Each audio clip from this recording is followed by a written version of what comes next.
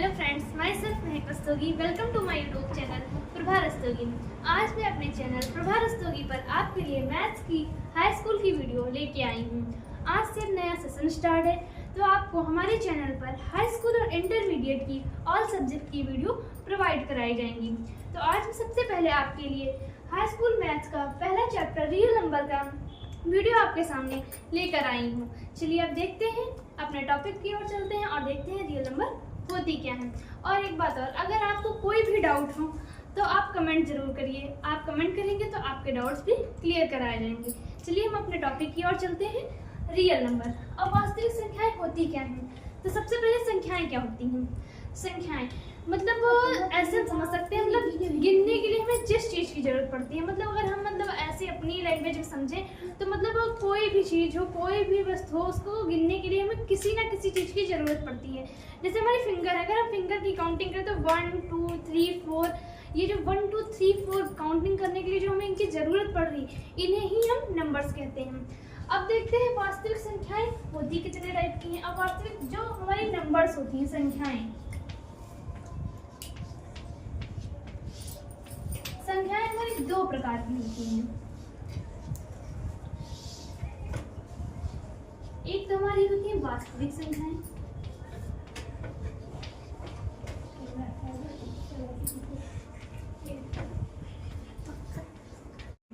जैसा कि हमने बताया संख्याएं दो प्रकार की होती हैं, वास्तविक संख्या और काल्पनिक संख्याएं। अब देखते हैं वास्तविक संख्याएं क्या होती हैं।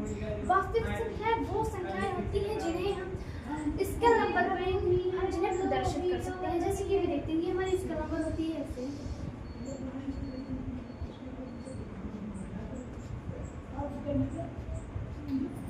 जैसे हम 0 से स्टार्ट करते हैं, 0। और स्केल नंबर पे हमेशा इसके इस साइड जो होती है उधर पॉजिटिव जो होती है नंबर्स होती है, इस साइड निगेटिव नंबर होती है। तो हम प्रेजेंट करते हैं 1 2 3 4 5, और इधर वैसे ही -1 -1 -2 -3 -4 -5। जैसा कि हमने बताया वास्तविक संख्या जो होती है हम स्केल पर भी प्रेजेंट कर सकते हैं। और अब देखते हैं काल्पनिक संख्याएं क्या होती हैं। काल्पनिक संख्याएं वो संख्याएं होती हैं जिन्हें, जैसे कि हम अभी लिखते हैं अंडर रूट में -3। अब जैसे कि अंडर रूट में -3 ऐसी कोई संख्या नहीं होती, मतलब वो जो अंडर रूट के अंदर माइनस में हो, ऐसे हम नहीं लिख सकते। तो इसको सॉल्व करने के लिए हमें ऐसे लिखना पड़ता है, अंडर रूट में आयोटा। आयोटा जो होती है वो एक काल्पनिक संख्या होती है। इसकी वैल्यू जो आयोटा स्क्वायर की वैल्यू होती है वो -1 होती है। ठीक, तो यहाँ पे माइनस हटाने के लिए हम आयोटा लिखते हैं, इसीलिए इसे हम काल्पनिक संख्या कहते हैं, क्योंकि हम कभी भी रूट के अंदर माइनस में कोई भी वैल्यू नहीं लिख सकते। चलिए ठीक, अब बच्चों हमने देख लिया वास्तविक संख्या और काल्पनिक संख्या। काल्पनिक संख्या होती है जो मतलब अंडर रूट के अंदर माइनस में जो नंबर लिखे होते हैं उन्हें हम काल्पनिक संख्या कहते हैं, और वास्तविक संख्या जिन्हें हम स्केल पर प्रेजेंट कर सकते हैं उन्हें हम वास्तविक संख्याएं कहते हैं। अब हम देखते हैं वास्तविक संख्या के टाइप। वास्तविक संख्याएं कितने प्रकार की होती है? तो वास्तविक संख्याएं हमारी दो प्रकार की होती है, परिमेय संख्या और अपरिमेय संख्या। परिमेय संख्या को हम इंग्लिश में रैशनल नंबर कहते हैं, और अपरिमेय संख्या को हम लोग इंग्लिश में इरैशनल नंबर कहते हैं। आइए देखते हैं।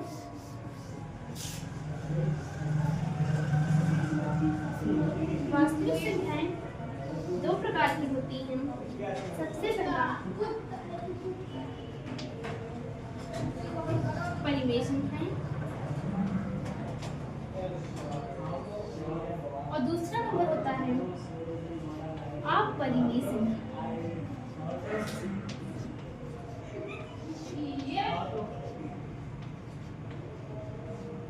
अपरिमेय संख्या। अब परिमेय संख्या को हमने बताया इंग्लिश में कहते हैं रैशनल नंबर।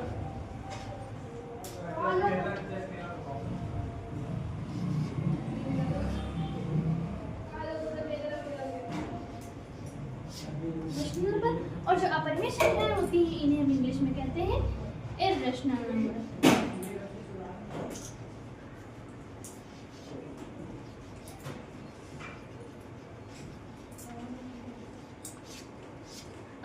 रैशनल नंबर क्या होती है? हमारी परिमेय संख्याएं वो संख्याएं होती हैं जिन्हें हम p बटा q रूप में व्यक्त कर सकते हैं। अब p बटा q क्या है? जो हमारा p होता है यहाँ पे अंश होता है और q हर होता है, यानी जो वो वो संख्याएं होती हैं जिन्हें हम अंश बटा हर के रूप में लिख सकते हैं या व्यक्त कर सकते हैं, उन्हें हम परिमेय संख्याएं कहते हैं। और अपरिमेय संख्या जिन्हें हम अंश बटा हर के रूप में व्यक्त नहीं कर सकते हैं। अब देखते हैं कुछ एग्जाम्पल से समझते हैं हमारी परिमेय संख्याएं होती क्या हैं। चलिए देखते हैं रेशनल नंबर की कुछ एग्जाम्पल।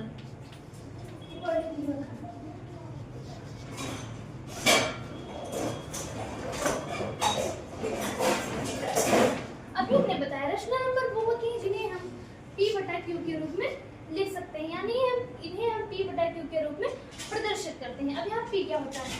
p हमारा होता है अंश, और जो हमारा q होता है यहाँ पे होता है हर। यानी जो संख्याएं अंश बटे हर के रूप में व्यक्त की जा सकती हैं उन्हें हम रेशनल नंबर कहते हैं। और यहाँ एक कंडीशन और होती है, यहाँ जो हर होता है, ये जो q होता है, ये q की वैल्यू कभी भी 0 के इक्वल नहीं होगी। यानी यहाँ पे q हो सकता है, q 1 हो सकता है, 2 हो सकता है, 3 हो सकता है, कुछ भी हो सकता है, बट कभी 0 नहीं हो सकता है। और यहाँ पे p की वैल्यू भी कुछ भी हो सकती है, नेचुरल नंबर से भी हो सकती है, बट यहाँ पे सिर्फ एक ही कंडीशन होती है रेशनल नंबर में कि q की वैल्यू कभी भी 0 के इक्वल नहीं होती है। अब जैसे इसके एग्जाम्पल कुछ देखते हैं। इसके एग्जाम्पल जैसे 2/3, 1/2, 3/5, 6/5, 2/9, ये हमारे जो है रेशनल नंबर के एग्जाम्पल है। जैसे है एग्जाम्पल देखते हैं, ये हमने 2/3 लिखा। अब देखिए यहाँ पे 2 क्या है? p है। 3 जो है ये q की वैल्यू होती है, जो यहाँ पे अंश है, ये बटे में हर है। यानी यहाँ पे अंश की वैल्यू क्या है? 2, हर की वैल्यू क्या है? 3। यहाँ इसका मतलब q बराबर क्या दिया गया है? 3। इसका मतलब यह एक परिमेय संख्या है, क्योंकि एक ही कंडीशन q की वैल्यू कभी 0 नहीं होनी चाहिए। q की वैल्यू कुछ भी हो सकती है, पर रेशनल नंबर में कभी भी q की वैल्यू 0 नहीं हो सकती है। अब आइए देखते हैं इरेशनल नंबर के कुछ एग्जाम्पल्स। अब हम कुछ एग्जाम्पल देखते हैं अपरिमेय संख्याएं के। अपरिमेय संख्याएं क्या होती हैं? अपरिमेय या इरेशनल नंबर। अपरिमेय संख्या को इंग्लिश में इरेशनल नंबर कहते हैं। अब ये हमारी अपरिमेय संख्याएं क्या होती हैं? जैसे परिमेय संख्या में तो पता चल जाता है, उन्हें p बटा q के रूप में लिख सकते हैं। q की वैल्यू कभी भी 0 के इक्वल नहीं होती है, तो उन्हें हम परिमेय संख्याएं कहते हैं। ऐसी अपरिमेय संख्या जो संख्याएं अंडर रूट में दी होती है, जैसे √3, √5, √2, ये जो होती है ये सारी हमारी अपरिमेय संख्याएं होती हैं। अगर अभी हम कहेंगे √4, तो हमारी √4 जो है वह एक अपरिमेय संख्या नहीं है, क्योंकि √4 का जब हम स्क्वायर करते हैं तो ये अंडर रूट के अंदर, तो ये चलो एक मिनट मिस्टेक हो गई। जब यहाँ पे √4 का स्क्वायर करते हैं तो यहाँ पे इसकी वैल्यू 2 मिलती है। सॉरी मिस्टेक, गलत। जैसे हम एग्जांपल में जैसे अगर कभी के √4 है, तो जैसे सब कहेंगे ये अपरिमेय संख्या है। जैसे ये जो ये तीनों हैं ये इरेशनल नंबर है।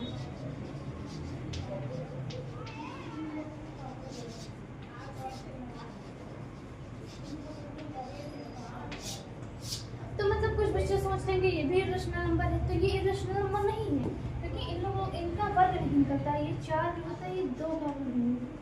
अब देखिए इसकी वैल्यू यहाँ पे 2 निकल के आई है, तो यानी इसका मतलब ये इन सबका तो कुछ निकाल नहीं सकता। √4 है, √16 है, जैसे √16 होता है, √16 इसकी वैल्यू 4 होती है। तो 2 और 4 ये जो होती है ये हमारी रेशनल नंबर होती है, ये इरेशनल नंबर नहीं होती हैं। और जो √3 है, इससे √3 नहीं बाहर निकल सकता, √5 नहीं निकल सकता, √2 नहीं निकल सकता।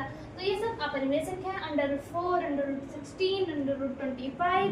जैसे अगर एक और एग्जांपल है √25, ये भी 5 का होता है। तो ये सब जो होती है ये सब परिमेय संख्याएं हैं, यानी ये सब रेशनल नंबर है।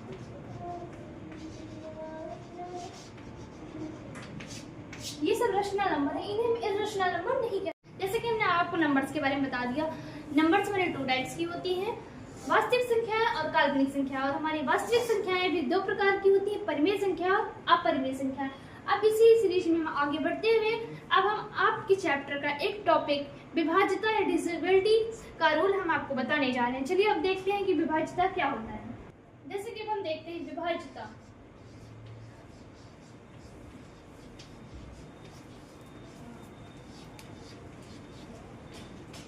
जैसे कि विभाज्यता नाम से ही पता चल रहा है, किसी को विभाजित करना नहीं, किसी के टुकड़े करना, उसके गुणनखंड करना।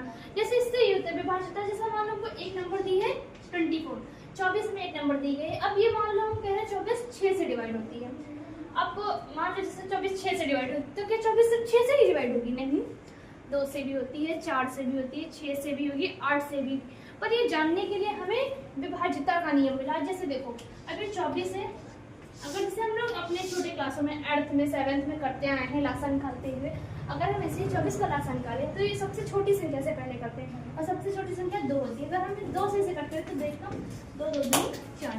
अब फिर 12 है, 12 भी 2 से कैंसिल हो जाता है, तो 2 से करें 2 6 12 होता है।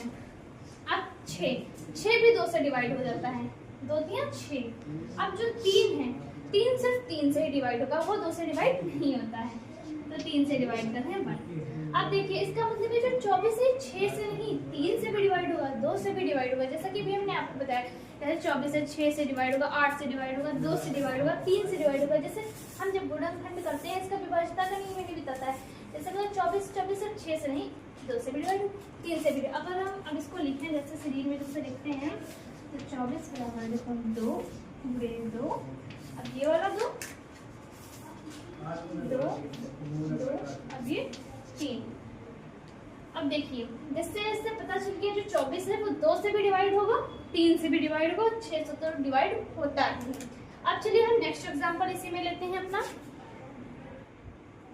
चलिए हम अपना नेक्स्ट एग्जांपल लेते हैं, जैसे 36। जैसे हमने कहा 36 ओनली 2 से डिवाइड हुआ, पर हम चेक करते हैं कि 36 किस से डिवाइड होता है। तो हम फिर से 36 के फैक्टर करेंगे, यानी इसका लासा लेंगे। तो यहाँ पे 36, और जब 36 से सबसे छोटी अगर हम नंबर लेते हैं तो 2 से डिवाइड होता है। 2 एकम 2, अब एक देखो 2 एकम 2, एक बचा, एक इधर गया तो हो गया 16। अब 2 के पहाड़ी में 16 कब आता है? 8 बार में, 2 8 16। अब 18, 18 भी 2 से कैंसिल हो जाता है, 9 बार में आता है। अब जो 9 है, 9 2 से डिवाइड नहीं होगा, ये 3 से डिवाइड होता है और 9 से डिवाइड होता है। तो 3 छोटी संख्या हम सबसे पहले ये कोशिश करते हैं जितनी छोटी से छोटी संख्या से अगर नंबर डिवाइड हो रही है तो उतनी छोटी से छोटी संख्या से ही नंबर को डिवाइड करते हैं।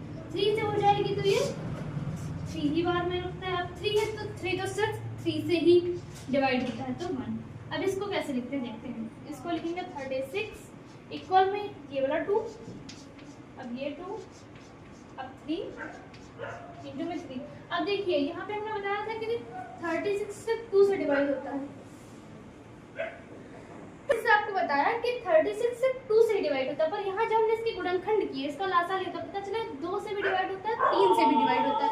इसी प्रकार जो विभाज्यता का नियम है इसमें यही बताया जाता है कि कोई भी संख्या होती है वह कितने नंबरों से डिवाइड हो सकती है। जैसे अभी इसमें ये छोटी संख्या, अगर ये बड़ी संख्या होती है तो इसमें और इसकी गुणनखंड निकलते हैं। और जैसे ये छोटी संख्या है 36, तो ये तो हम खुद ही बता सकते हैं 6 से डिवाइड हो रही, 12 से डिवाइड हो रही, 2 से डिवाइड हो रही, 3 से डिवाइड हो रही। चलिए हम अपना नेक्स्ट टॉपिक लेते हैं। ये छोटा सा टॉपिक है, इतना टफ भी नहीं है, आप लोग समझ ही गए होंगे, इसमें हमने 2-3 एग्जांपल लेके बता दिया आपको। अब चलिए नेक्स्ट टॉपिक लेते हैं। जैसा कि फ्रेंड्स अब हमारा नेक्स्ट टॉपिक है यूक्लिड विभाजन प्रमेय। अब हम देखते हैं यूक्लिड विभाजन प्रमेय होते क्या है। तो इसमें हमें एक फॉर्मूला दिया होता है जो होता है भाज्य बराबर भाज्य गुणे भागफल प्लस शेषफल। इस फार्मूले मतलब बहुत से क्वेश्चन होते हैं, मतलब जो इस फार्मूले पे बेस्ड होते हैं। इस फार्मूले से हम क्वेश्चन को सॉल्व करते हैं और इसमें होता है किसी न किसी एक की वैल्यू तुम्हें फाइंड करनी होती है और 3 की वैल्यू तुम्हें दी जाती है। अब देखिए भाज्य को हम ए से प्रदर्शित करते हैं, जो भाजक होता है इसे हम बी से प्रदर्शित करते हैं, और जो भागफल होता है इसे हम क्यू से प्रदर्शित करते हैं, और जो हमारा शेषफल होता है इसे हम आर से प्रदर्शित करते हैं। जब भी कोई क्वेश्चन आपका आएगा तो उसमें आपको ये चारों में से कोई 3 वैल्यू दी होगी और एक वैल्यू आपको निकालनी होगी। अब देखते हैं आगे। अब हम एक एग्जांपल से इस फार्मूले को समझते हैं। फ्रेंड्स हमारा एक क्वेश्चन दिया है, बी की वैल्यू दी है 1656, क्यू की दी है 2 और आर की दी है 713। तो यहाँ पे हमें ए नहीं दिया गया है। इसका मतलब हमें ए की वैल्यू फाइंड करनी है। अब ए की वैल्यू फाइंड करने के लिए हमें फॉर्मूला याद होना चाहिए, और हमने आपको फार्मूला क्या बताया था, भाज्य बराबर भाजक गुणे भागफल प्लस शेषफल। अगर हम ऐसे पढ़े फार्मूला तो a is equal to B into Q plus R होता है फार्मूला। चलिए अब देखते हैं क्या, a is equal to B Q plus R. जैसे ये था भाज, a होता है हमारा भाज, b होता है भाजक, और हमारा Q होता है भागफल, रिचार्ज करा देंगे, और हमारा R होता है शेषफल।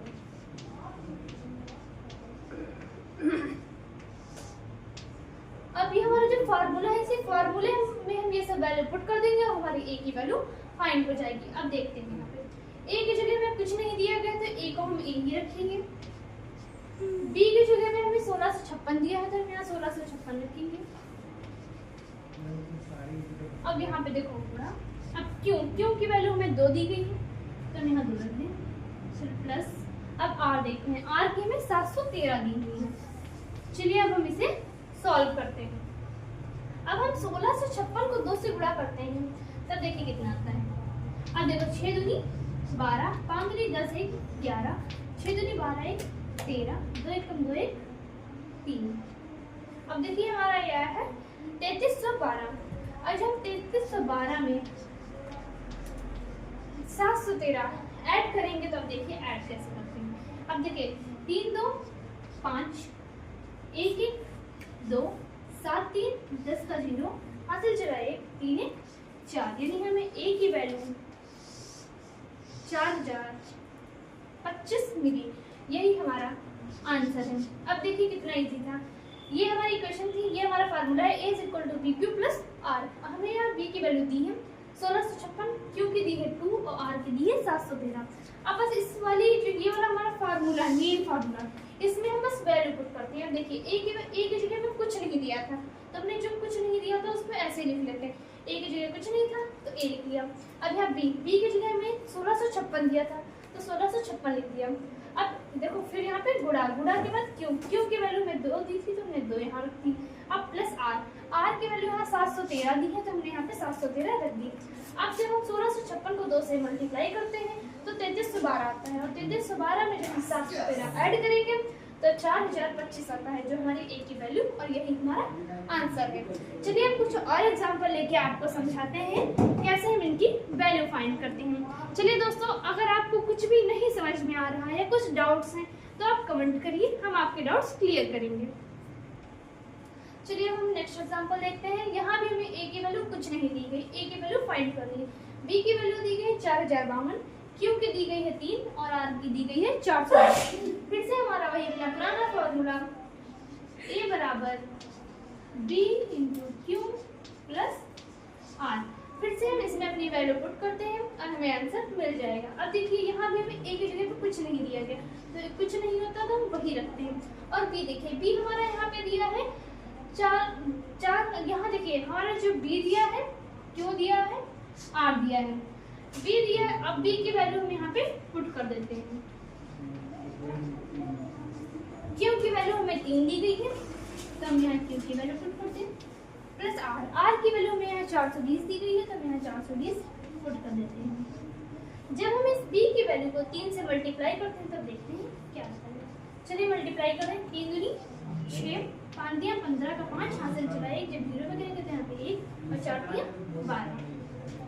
अब इसमें हमें ऐड करना है 420। चलिए ऐड करके देखते हैं क्या आता है आंसर हमारा। देखिए जब 6 में 0 ऐड करेंगे तो 6 आएगा, 5 में 2 ऐड करोगे तो 7 आएगा, 4 में 1 ऐड करेंगे 5 आएगा, और यहाँ 2 1, यानी हमारी ए की वैल्यू जो आई है ये 12576, ये 7 है। यहाँ हमारी ए की वैल्यू 12576 आ गई है। अगर इसी टाइप से अगर हमें यहाँ पे मान लो ए ना बी ना दिया होता, ए दिया होता, तो ऐसे हम क्वेश्चन सॉल्व करके उसकी वैल्यू फाइंड कर लेते हैं। अब यहाँ हमारा ए, यही हमारा आंसर है। चलिए अब मिलते हैं नेक्स्ट वीडियो में। चलिए दोस्तों, अब मिलते हैं हम आपको नेक्स्ट वीडियो में नए टॉपिक के साथ। Thank you for watching my video.